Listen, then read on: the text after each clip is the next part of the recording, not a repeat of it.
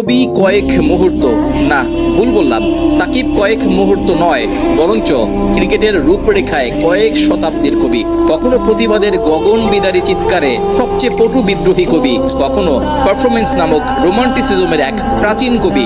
কয়েক মুহূর্তের কবিতায় তো সাকিব লিখেছেন হাজার বছরের ইতিহাস। সাকিব যদি ক্রিকেটার না হতেন তাহলে কবি হতেন।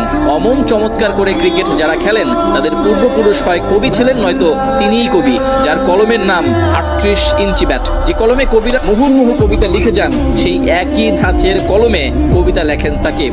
মার্চ করে ক্রিকেটে যার নাম দেয়া হয়েছে রান। ব্যাটে রান, বলে উইকেট। একজন প্যাকেজ ক্রিকেটারের জন্য সাকিব সব সময় আইডল। বল ব্যাটে ক্রিকেট বিশ্বে সেরাদের মধ্যেই থাকতেন।